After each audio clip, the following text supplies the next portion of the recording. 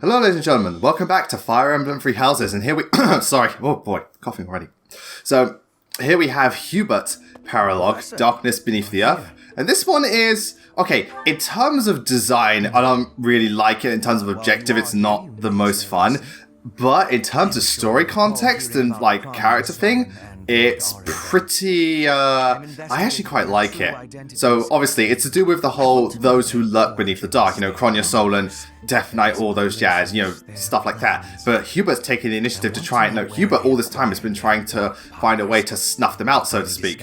And just, you know, find out their weaknesses, find out what they're doing, hopefully gain something from them, and just all that jazz. And again, that's cool because, again, like, you know, Hubert shares Edelgard vision in terms of likes, dislikes, and prospects. So, Edelgard hates those people, Hubert also hates those people, especially because, you know, he says he wants to discuss. Alright, because Hubert definitely works in the dark, but he, you know, he shows loyalty and stuff like that, whereas them lot, they show no loyalty, and they, you know, they are very much, whatchamacallit, like scumbags. And oh my god, Arendelle. I swear to god. You know what? You know the reason I think a lot, like, you know, lots of people don't like those who live in the dark is not just because of what they do, it's because most of the people there are fucking dickheads. Like, Cornelia's a bitch, Solon's an asshole, Cronia's crazy, and Arendelle is a fucking, sorry. Alright. I'm not usually one to say, oh, I apologize for my language, I don't mind if I swear, but I'm sorry, when it comes to Arendelle, especially at the end of this chapter, that dude's a massive cunt. Like, he's an actual, the biggest cunt ever. I'm just like, fuck you, asshole. And thankfully, Hubert feels the same. So, obviously now, because they, you know, we work, Arendelle's helping us out, we've got to quote-unquote help him out because something's gone wrong, because goddammit they couldn't keep an eye on their danger beasts, because they're a bunch of fucking morons. But, and also very ungrateful, but we'll get there. But also, you know, I'll talk more about that at the end of this chapter. So, with this objective, quite a few of the mages, warlocks, yeah, they're being attacked by the demonic beasts. So we've got to, So we've got to go and defeat the beast before too many allies get defeated. Now, the objective is to rescue all of them. You don't have to, you just need to get half. And the thing is, I don't believe you get a bonus for actually rescuing all of them. And the thing is, the dialogue doesn't even change either if you rescue over half, because I double checked this just to make sure. Like, they still say the same thing, they still say, oh, there were casualties. It's like, no there wasn't, but apparently there was. Spoilers, I do rescue more than half, and you get a pretty nice thing for it. But, you know, so this chapter, what can I say? Pretty much just bring people who are really good at killing, you know, these type of enemies. So people with good gambit, people with super effective weapons, or people who have really good DPS. And by DPS, I'm not just talking about single attack, I'm talking about just in general, like speed, attack, and attacks. Like Shamir works because she's got Hunter's Volley and she's a bow unit. You know, Edelgard and Byleth work because they've got really powerful gambits. Petra works because she's really, really, really strong, just stats in general, she's very fast. Dorothea can dance. You know, she's not the strongest, but she can dance, and that speaks for itself. And even then, you know, her magic damage isn't too bad. And she has Thorin as well for additional range. And then we've got Lysithea over the other side who, well, that speaks for herself. And Caspar too. Caspar's, you know, he's got some really good DPS because of his gauntlets. So off they go. Again, oh, let's break it. But the chapter itself, again, you're just dealing with these beasts. And even though they could give experience points, you can get some really good resources from them. They're really, really, really, really you know, it's not that fun just because, granted, there aren't too many beasts, so it's not overwhelming, but it's not that fun just because you're dealing with very limited enemy types. And even then, you've got to rescue these other people, and granted, they're not dumb, like, you can heal them, they will, alright, no, take it back, they are dumb, but they're at least built strong, you know, they have good, they actually have good stats and all that jazz. So, at the very least, they, you know, they're not going to die instantly. They can actually do some stuff. So, they got that going for them. So, you don't have to worry about them too much, but definitely prioritize. Like, if you've got long-range medics, prioritize using them. And try and focus the beasts that are closest to them. Like, again, because Shamir was right here, I was like, fuck it, let's do this. It was kind of a mistake. I should have actually gone for the one on the right, but to each their own, what the hell. But the chapter, again, it's not too fun. Just, you know, just look for what beast you have and work to your advantage.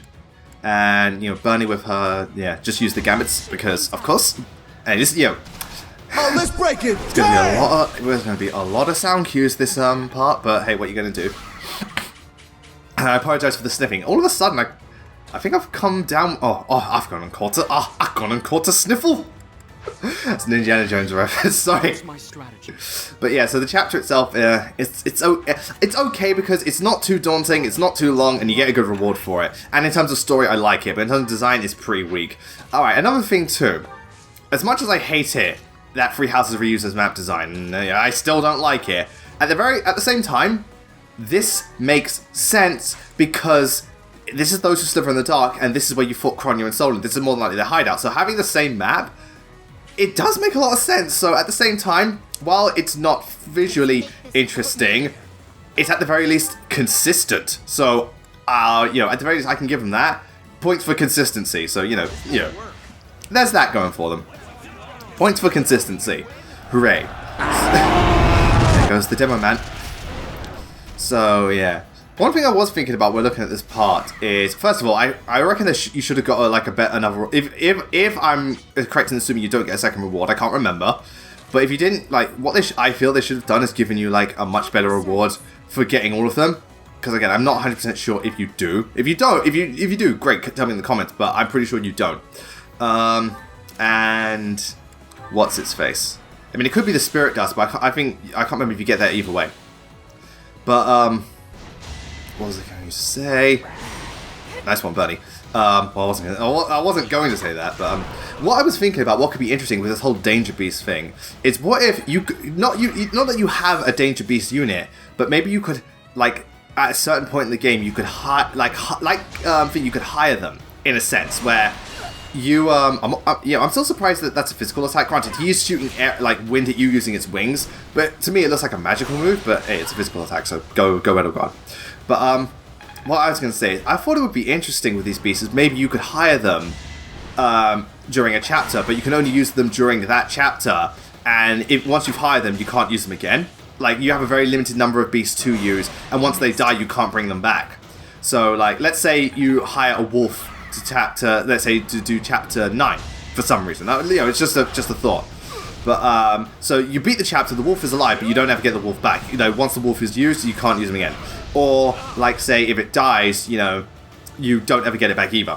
I think it would be interesting and nice way to balance it out where these units are a bonus, but they're not they're not the forefront of the entire thing. Good dodge, Casper.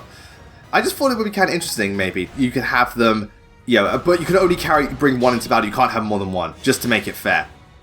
But again, okay, he's using the Gambit, which is clever. So go him. And no, he doesn't get a sound cue. Again, only my units get the sound cues, not for them.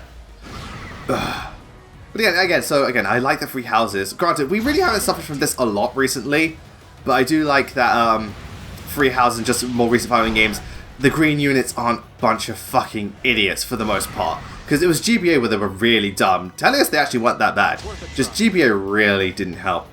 But also, again, I like that they're also smart enough to use Gambits, not just we're going to attack even though we're going to get doubled. No, use the Gambit. Use the Gambit, dude. Ay. But yeah, so I definitely prioritize if they're getting hurt, try and heal them. Oh, and there goes Bernie. So I figured that could have been a cool addition to the game. Maybe if they do it again, if they have Danger Beasts. Oh, and now I get Hunter's Volley. Sweet! So I reckon that could have been a nice, cool addition if they ever decide to follow up on what Three Houses did. I wouldn't be surprised if they didn't, because again, a lot of Three Houses stuff, bang. A lot of Three Houses mechanics and stuff work within the context of the game, but they're not stuff you can just apply to any Fire Emblem game, because it just would feel out of place. But again, it's a good thing that Three Houses has designed this game around its mechanics, but again, you can't just implement mechanics into one game, even within the same series, and expect it to work in the other.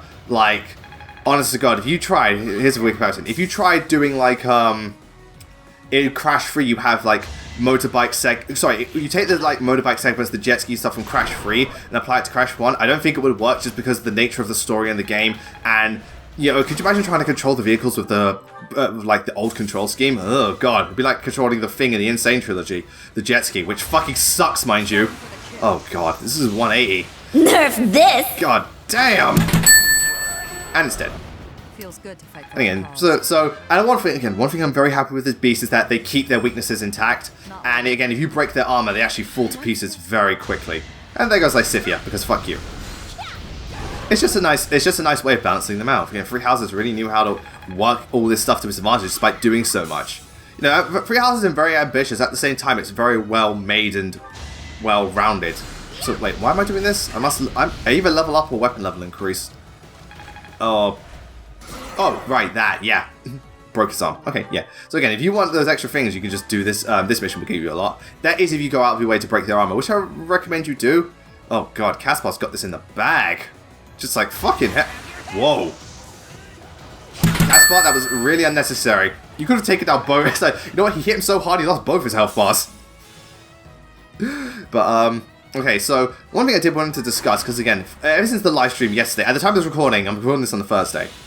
At the time of this recording, I just recently did the live stream of the game with the Blue Lions. And, well, first and foremost, I'm sorry. I hope, if the Silver Star did the same thing in the Golden Deer, oh my god. Sorry, those first two chapters I really did not like. The first one just because I don't like how, maze-like it is and the limited movement of allies respawning at certain points, but you don't control which point. Because again, I had to go against that fucking brawler with Mercedes, and like, if I didn't have Nosferatu, I'd be fucked. Ugh. But as I was saying, and then the other one with Dimitri, like, the next chapter that we did with Dimitri, sorry, the next chapter we're doing in the Crimson Flower is actually the one that Dimitri does. But I felt Crimson Flower had it better because the enemies were better spread out, there's more variety, and there was more incentive to cover both sides. Whereas in the Dimitri one, you only really have one reason to cover the side, which is, like, just to escort the Swordmaster, but there's so few enemies, whereas on the main side, there's so many enemies, and because the enemy variety is a lot lacking, and there's respawning units like the, see, this guy's a fucking idiot. So, look, I don't save all of them. I think we lose, like, one. So, But hey, again, he was asking for it. He could have gone away and healed, but no. You know, I would have healed you. Dorothea was right there. Again, this guy, you're not helping. You're really not helping. Idiot. You know, you don't have to fight. Like, again, if it's stunned, go for it. If you're going to use a gambit, go for it. But, God.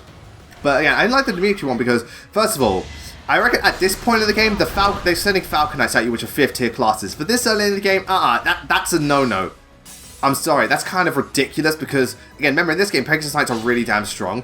Granted, you know, they're still weak to bows, don't get me wrong, but I'm sorry, at this point, a 5th tier class? Are you fucking crazy? Nerf this! Granted, you know, like, again, we're going to start to see 5th tier classes come, not this chapter, the next one with, like, Great Knights and stuff, but they don't just, you know, it's not like at the start of, like, it's not like with, Thing, like, only the bosses were like, you know, 5th tier, like, Wyvern Lords and stuff like that, but it's not like at the start of Thing we started to see, like, you know, I'm trying to think, you know, Holy Knights and Dark Knights, no! And there it goes. So I personally feel the chapter was a little too unbalanced. Again, they want you to prioritize the main area, but that area is so boxed in, and it's filled with so many difficult units. It's a little bit, I think it's a little bit unfair, but that's just me. I could, you know, to each their own. But one thing that was interesting was, like, because Randolph was in that chapter, and we know what happens to Randolph in, you know, in Crimson Flower. He's one of Elagos' generals, and because stuff happens later on, he has a sister, Felice. So that's cool, but seeing, like, Felice beforehand, it helps to add the moral grade, because, again, Randolph is kind of, you know, you do kind of feel sympathetic towards him, and you do like Felice because of the conversations you have, so you do kind of get to like Randolph. I wish he would have been the recruiter of the unit, that would have been great, and we got maybe a couple more interactions, but the point still stands. So I do like that it did show the moral grade. Like, even though, you know, Dimitri hates Edelgard, there's still people within the Empire that are considered quote-unquote good. But also, it's a great, but also it works even further because I know Randolph beforehand. So even though it's more of a one-off thing, when you know it beforehand, it adds so much more to the scene. Which is why, you know, I'm really interested in the story now because we're talking about, he has advantage. Because basically, where I'm at now, we've got to meet up with Rodriguez and the gang. And Mercedes is not like getting shot with a fireball, here's how it's done. So we're going to meet up with Rodriguez, who's apparently fighting against Cornelia. But here's the thing. In Crimson Flower, he's fighting with Cornelia. So because I know that, I'm now suspicious. So it's going to be interesting, but it's also interesting because if he is really fighting against Cornelia, it's interesting to see how the situation changes depending on thing. Now, please don't, I asked this in chat, please don't spoil this. Don't tell me what happens in the comments. Do not tell me, please. Oh, that guy's dead too, so we lost 2 of them. Okay, but basically, yeah. So it's interesting. So is it a case of Cornelia still, like, Rodriguez is still going to, you know, betray us, but it's just a case of, you know, we don't know it at first. But, oh, there's Seraphim. Oh, there you go. But at the same time, what if... Oh, let's break it! Damn! Like, what if we actually are I'm going to find out eventually. What if we actually are teaming up with Rodriguez and we, you know... okay, there goes Dorothea. She's probably going to break his armor. Against Sagitate. Pretty good. Boom. There it goes. I was going to say. But, like, so it could be interesting to see how character motivations and what they and the allegiances change, because I know Rodriguez and Cornelia working together, but that may be because, you know, Cornelia didn't try to usurp Dimitri because he didn't lose his shit, whereas in Blue Lions, Dimitri did lose his shit. Like, obviously Dimitri's kind of lost it in Crimson Flower, but not to the extent, because Ray is there with him, Dedu's still there, he still has people, so. And he didn't even lose his eye, so obviously he's still a bit more sane in the head.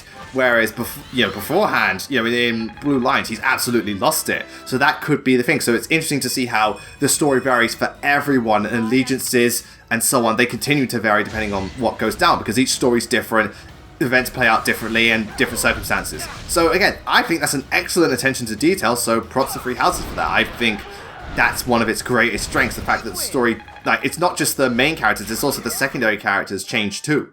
I mean, Fates kind of did that too, with like Katara and so on, but here it's a lot more prominent. Enough. What a disgrace to be saved by these forts. It's not like they're stronger than us or anything, and we clearly would have died. Tools, I gather. So yeah, we get a really, really, really awesome tool for defeating this lot, which actually is perfectly suited for Hubert, the Arrow of Indra. Indra. Yeah, that's how I pronounce it. So it's really awesome because it's a magic-based one and it's lance-based. So obviously Hubert can make great use of that because he has a budding talent in lances, and that's really damn cool. You've got to save over half of them to get the lance, which again, it's not too difficult. But if you want to avoid the mistake, I may focus more on using physic rather than attacking, because I could have easily with Dorothea and Mercedes. Yeah. Casualties. Yeah. So yeah, casualties, you're not as helpful as I thought. We tried our best. Like, literally, we did the best we could. Sorry. I'm not criticizing you. Yeah, it's like, oh, it's my fault. I shouldn't have expected you being capable. You know what? Fuck you, Arundel. Fuck you so much. You are a dickhead. Like, full of yourself. Oh my god. And again, Hubert, I'm sorry. Hubert, right now, you and I are BFFs, because I like how Hubert's like, you know what? Fuck this guy. Fuck this guy. Honest to God, fuck this guy. Ugh. So, but at the same time, this is what's really cool about Hubert. Like, he doesn't like them. He hates them. But he knows by helping them, A, we can. Their numbers did get thinned. B, we know more about their weaponry. C, we got that weaponry. And D, we know more about them and know how to fight against them. So Hubert's like, again, because Hubert doesn't let his emotions get in the way, he's thinking more tactfully. So he's thinking, yeah, we have to save them. I don't like it, but we're going to benefit so much from this, so let's roll with it. Because, like, again, sometimes, to quote Spider-Man the anime series, a warrior keeps his friends close, but his enemies closer. And in Hubert's case, yeah, let's use these people. I hate them, but they're effective, and we can benefit so much from them. So, like you said, while the focus is the thing, is like the church in the kingdom, but after that's done, Hubert's going to go absolutely crazy. Yeah. So actually, Hubert has his own agenda. Will we ever get to see that agenda? Oh, maybe as a free DLC patch. I wouldn't even mind paying a small price for some extra Crimson Flower chapters, because honest to God. Oh, I'm also got another point to talk about. So, honest to God. Oh, we get birthday with Lysithia, so that's cute. Honest to God, as much as people, like, as bad as it is that, as much as it sucks that Crimson Flower was shorter from a story perspective, from a gameplay perspective, currently, that's kind of a good thing, because Three Houses is a huge undertaking, so, Did you call me? What do you call it? So, having to, how do I put this? So having to do more chapters can be a bit daunting, especially because the ones in the Blue Line I've done so far, I don't even like. At least the ones in here, I'm at least A, indifferent to, or B, I really enjoy. Which is good, which is both better than bad. Yeah. Yeah, but Lysithia's ones, because I didn't know Lysithia that well beforehand, so, yeah, because again, I'm usually pretty good at this. But the one that I was, again, Hilda, I'm usually really good, because again, the live stream got perfect on everything. Again, I really, really know how to talk to Hilda, apparently. So, yeah. But, so, again, because Three Houses is such a big game, shortening a little bit, while from a story perspective, definitely bad. From a game perspective, it just, Crimson Flower feels a bit more focused with better designed chapters that are more unique in terms of objective and enemy layouts. But that's just me. Okay, so we've got supports coming in. This one between Dorothea and Edelgard's quite sweet because it's obviously Dorothea's, you know, obviously back then, Dorothea will be so infatuated and swooned by anyone who brought her gifts or showed interest in her. But here, she's like, doesn't really, you know, she doesn't feel that thing anymore. Rather, she kind of just like, when she's around Edelgard, she just feels free and happy. So obviously hinting that Dorothea has a thing for Edelgard. And Edelgard kind of suspects that, but Dorothea doesn't want to admit it. And she threatens to sing if she does. So, you know, I can see Dorothea being with Edelgard because, again, having someone so powerful, so loyal, so brave and strong, being that close to you, because like that's the thing, if Dorothea got with Edelgard, you know, Dorothea would not have to worry about her future. Like, even if Edelgard wasn't Empress, just Edelgard's a loyal person, and she's very dedicated and hardworking, and she has an unbreakable resolve. So Dorothea would feel very secure and safe being with Edelgard. And it just goes to show that, you know, Dorothea, because of her attitude, she's bisexual, but in an understandable way. She just wants to be with people to have a secure future. It doesn't matter which gender you are, so long as you can be there for her. She just doesn't want to be alone and back in the streets. It's like, I don't care if you have a penis or a vagina, just be loyal to me. That's her MO. But again, you know, it works. It definitely works because of her backstory. Again, a lot of character backstories really feel that so many characteristics of them, from the way they look, the way they act, their sexual orientation, the way they fight, what classes they are. It just makes so much sense. So Three Houses is really well thought out, and their allegiances too. Settle down, Dorothea. Yeah, it's not like, because again, some, you know, characters can switch sides depending on who you think. Like going back to with Lysithea and Edelgard, because of Lysithia's story, she doesn't just stick with the Golden Deer. She doesn't really like care for either side. She just wants to, you know, live as long as possible and hopefully do the best she can within her shortened lifespan. But because of what's happened to her, she can understand Edelgard and she'll happily join her if need be.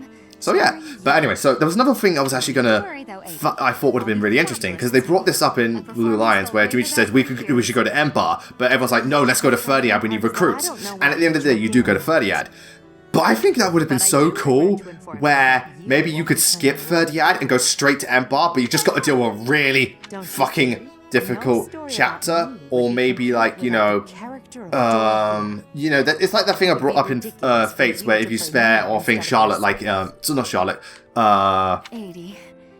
Scarlet, you know, different things could happen. Like let's say, if you go to 30, you get your units back, but also the Empire has time to grow. But if you go straight to the thing, the Empire's a bit weaker, but maybe Cornelia stabs you in the back on the way, and you've got to deal with that. Or say you've got less resources, so you know you've got to, and because you're in enemy territory, like say, imagine there's a limitation where you go out to thing, but like for the last couple of chapters you can't restock yourself because you're so deep in enemy territory. I mean, that would have been so cool. You can end the game quicker. You don't have, you know, it's not as difficult to deal with because the enemy is so strong. But you can't resupply. So, oh, you used up the silver launch. You want another one? Too fucking bad. Yeah. And this support is like, I really like the dynamic between, you know, what you call Mercedes and Ferdinand. Yeah, Ferdinand's on this way. But these guys are fucking dickheads. Like, Mercedes is just trying to be nice and rational, and they're telling her to basically fuck off. And I'm just like, dude, why is it some of the people in Three Houses are such evil, diabolical dickheads? Yeah, is he actually are you fucking threatening Mercedes? You threatening such a beautiful saint? And even Ferdinand's like, you guys are dickheads. Yeah, honestly. I mean, you know, you shouldn't threaten anyone like that to begin with, especially because Mercedes is not trying to be antagonized. She's trying to be rational and just, you know, help them out. But, like, again, they have no reason to be antagonistic. It's not like, say, I'm trying to think of a character. Like, it's not like Leone, who would be a lot more headstrong and really butt in and stuff like that. Then I can understand, obviously, she's still trying to resolve the situation. You know, I wouldn't, you know, condone having that attitude in general. But Mercedes just trying to be nice, rational, and helpful, and that guy's being a fucking asshole. It's just like, no. God, what douchebag. Yeah. Thank you so much. But obviously it goes to show, I think it goes to show, like, you know, Ferdinand's a lot more, you know, steadfast and can be a lot more threatening, whereas that's not in Mercedes' nature. But obviously, being so was really, really, what do we call it?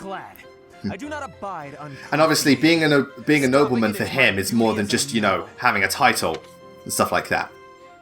And yeah, the later support is actually really, really good, which goes into, like, how much nobility means to Ferdinand, because for him it's not just a case of being born into nobility. You have to, you know, you have to actually uphold their ideals and like, Lower you know, voice. I'm right here. earn that respect. That's what Ferdinand feels he has done. He's not just, oh, I'm a noble because I was born. It's like, no, I act the way a noble should.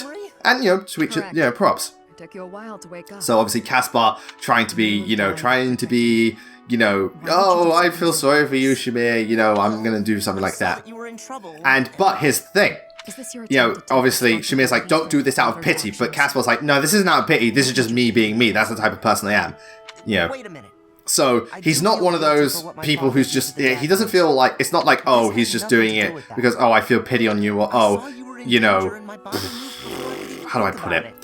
He's not doing it out of, you know, trying to be self-righteous. It's just a case of Caspar's doing it because that's what he feels it's the right thing to do regardless of, you know, the relationship you have, you know. I understand what you're saying. Yeah, but obviously Shamir's just like, I appreciate that, just try to be more careful. But obviously Shamir's grateful. She's not like, oh, you shouldn't have done that. Stop trying to take pity on me. You know, again, obviously Shamir's like, you know, don't take pity on me and don't do something so stupid, but at the same time, thank you. And I'm very glad Three Houses does that. The support conversations are for the most part. No one in Three Houses is a moron when they speak to each other. They all just speak rationally and properly like actual people. Like, I'm sorry, but after some of the more recent Fire Emblem games were very over-the-top and one-note characters. Again, I love them, don't get me wrong. I still think Fates and Awakening are really strong casts, and Echoes too. But when you have such over-the-top and one-note characters, while funny, it can also be incredibly irritating to see the way they react to certain situations, and it's just like, ay, ay, ay, ay, ay. So who's next? Oh yeah, it's Hubert and Shamir. And this one kind of reminds me of Catherine and Shamir's one, where Catherine has a go at Shamir for not being super loyal to Lady Rhea, but Shamir's like, Catherine, you know, what do you call it? Just chill, and can we do these things professionally, and stop being so infatuated? And it's kind of like, you know, Hubert doesn't trust her because of how she acts towards Edelgard, but it's like, Hubert, just be professional. I may not be like super loyal to Edelgard, but I'm doing my job. You know, you don't have to be super dedicated to prove loyalty, and that's the person Shamir is. She's not super dedicated, but that doesn't mean she's going to stab you in the back. You know, because, you know, just because you may not show massive interest in something doesn't mean you don't care. It just means you're not as invested. That's all. It's like me with a lot of when people try to talk to me about certain games. Like, I may not know about them. Like, I don't know a lot about Etrian Odyssey. I don't know a lot about Devil May Cry. I don't know a lot about Resident Evil. But I still try to get engaged as much as possible, and I still care when people talk about it, and there are aspects I do, and I do, from the games I played, I do like them. I'm not a fanatic, but that doesn't mean I don't like them. Again, that's like anyone. Just because you may not play something to the extent others do, or are as interested, doesn't mean you don't like them. It's the same way, just because you talk to someone and maybe they don't play it as much, doesn't mean you don't care. It doesn't mean they don't care, sorry. That's right. It's like, you know, I don't play Smash Ultimate that much because I don't enjoy it that much, primarily because of the single and online play. Multiplayer is amazing, don't get me wrong. But just because I don't play Smash Ultimate as much as others doesn't mean I don't care about the game. I'm still very much... I'm aware of the tier list. I do keep an eye on the DLC. I do keep an eye on how characters go. And when I do play it and play against the AI and stuff, I actually have a really great time. And when I play with my siblings or friends, I have a great time. Alright, here's another really good support. Because again, it really does show how much Edelgard does care for her friends and how much she does need other people by her side to inspire her. Because obviously, Edelgard really respects Caspar because of how much he's willing to push forward despite the fact that the world literally has it out for him because of his status, or lack of, how his family works, how the crest system works and all that jazz, and how he's been essentially pushed to the side but he doesn't stop going forward. She respects that a lot. But what she has to realize is that Caspar isn't doing it because of the way the system treated him. He's doing it because that's the type of person he is. So obviously Edelgard has to think a bit broader. It's not like everyone is just like, you know, some people are just motivated because are motivated just out of a desire to who they want to be, rather than how society works. And Caspar isn't, you know, Caspar, regardless of how society is, that's how he would be. He's just that kind of self-motivated person that always wants to prove himself. And, you know, that's so for her, it's a good realization that some people are just the way they are, regardless of the system, and sometimes the system itself isn't what determines how people are. Obviously, it has a big impact. But, you know, at the end of the day, people are people, and there's so much to them. It's not just society that makes people. It has a bit of impact, do not get me wrong, there's no denying that, but it's not the main crux of it. But at the same time, Caspar respects Edelgard for being so critical on herself, because even Caspar admits, look, I'm probably made even more mistakes, but I don't think, but Edelgard's critical, and she tries to improve herself constantly, but at the same time, she should give herself more credit, because she has done a lot, and she is a very impressive woman, and oh my god, yeah. But again, before this thing ends, so going back to my 30-ad end-bar point, I thought it would have been really cool. What if we could decide with Edelgard, do we go and fight Dimitri and Rhea first, or do we go and deal with Claude? Because obviously Claude's currently trying to deal with the alliance where it's split, whereas if Edelgard went straight to the kingdom, we could maybe end the war a bit quicker, or give them less time to gather, and stuff like that. But at the same time, you know, you're dealing with less forces, so maybe for the Black Eagles it makes more sense as to why you'd want to stop the alliance, because you're going to get attacked from both sides. But at the same time, it could be interesting, like you defeat them all, and then, you know, how does Claude react to this? Or maybe Claude tries to swoop in at the last minute and like let's say you do go and invade thing and you take it, but then Claude takes the main church and you got to get it back, and he's taken a bit of the empire, so you got to get it back. So that could be really interesting to see how it works both ways. And maybe, you know, like because you approach so quickly, maybe, I don't know, it's unlikely, but maybe you could work things out with Dimitri, whereas, you know, at the end it was just like, you know, we've got to finish this now, but it's like, oh shit, Claude's on our ass. Like, maybe you could work things out with Dimitri, and maybe you get spared. I don't know, it would have been interesting to see how you could have chosen who you wanted to fight depending on pathway. Do you want to go to Edelgard first? Do you want to go to Dimitri first? Do you want to fight Claude first? Do you want to fight Rhea first? I think that would have been really cool. Probably too much to handle, but I just think it would have been nice. That's just me. It's just an idea I had. But anyway, so thank you very much for watching. That was a very meaty part, but we're at the end. So next time we meet, we're going to see Sephiroth and Flame again as they try to invade the monastery, but something tells me they're not going to be very successful. Until then, thank you all very much for watching. I will see you next time. Take care and have a wonderful day.